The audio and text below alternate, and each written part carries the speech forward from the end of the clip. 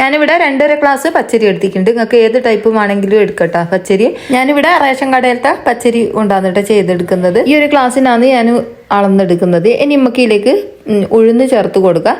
ഇതിലേക്ക് ഞാൻ 1 ഗ്ലാസ്സും അതുപോലെ തന്നെ കുറച്ച് ഉഴുന്നാണ് കേട്ടോ ചേർത്ത് കൊടുക്കുന്നത്.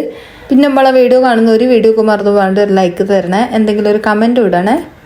അപ്പോൾ യൂട്യൂബ് പുഷ് ചെയ്ത് പോകേണ്ടിയിട്ടാണ് കേട്ടോ ഞാനിങ്ങനെ പറയുന്നത്, നിങ്ങളോട് മറന്നു പോകണ്ടെന്ന് വിചാരിച്ചിട്ടാണ് കേട്ടോ. അപ്പോൾ ഇതാ ഒരു ഗ്ലാസ്സും കുറച്ച് ഉഴുന്നും കൂടി ഇതിലേക്ക് ഇട്ട് കൊടുക്കുന്നുണ്ട്. പിന്നെ 1 ടീസ്പൂണ് ഉലുവ ഞാൻ ഇതിലേക്ക് ചേർത്ത് കൊടുത്തിന് കേട്ടോ. എന്നിട്ട് നല്ലോണം കഴുകി വൃത്തിയാക്കിയതിന് ശേഷം കുതിർത്തതാണ്.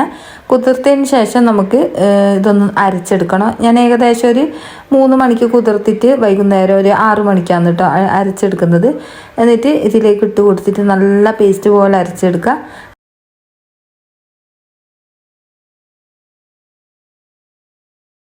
പാത്രത്തിലേക്ക് ഒഴിച്ചു കൊടുക്കുക.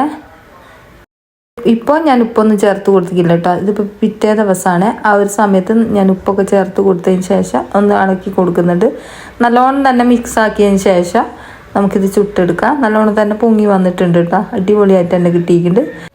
ഞാൻ അരയ്ക്കുന്ന സമയത്ത് ഇതിൽ കുറച്ച് ചോറ് ചേർത്ത് കൊടുത്തിന് കേട്ടോ. അത് പറയാൻ വിട്ടുപോയതാണ്. കുറച്ചെന്ന് പറഞ്ഞാൽ 1 ടീസ്പൂൺ മാത്രം മതി കേട്ടോ, കൂടുതലൊന്നും വേണ്ടേ.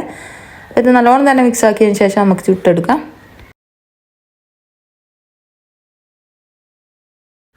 ഇതുപോലെ ഞാൻ ചുറ്റിച്ച് കൊടുത്തിട്ടുണ്ട്. ഇനി ഇതിൻ്റെ മുകളിലായിട്ട് നമുക്ക് നെയ്യോ ഓയിലോ എന്തെങ്കിലും ആക്കി കൊടുക്കാം. അതിന് ശേഷം നമുക്കിത് മൂടി വെച്ചിട്ടൊന്ന് വേവിച്ചെടുക്കാം. നല്ല അടിപൊളി ദോശയാണ്. എല്ലാവരും ഒന്ന് ചെയ്ത് നോക്കിട്ടോ. ചെയ്ത് നോക്കിയിട്ട് നിങ്ങൾ അഭിപ്രായം എഴുതി അറിയിക്കാൻ മറന്നു വെറുതെ. അപ്പോൾ എത്രയേ ഉള്ളൂ ഇന്നത്തെ വീഡിയോ. ഇഷ്ടമായിട്ടുണ്ടെങ്കിൽ ലൈക്ക് അടിക്കാനും അതുപോലെ തന്നെ ഷെയർ ചെയ്ത് കൊടുക്കാനും മറന്നോ അല്ലേ.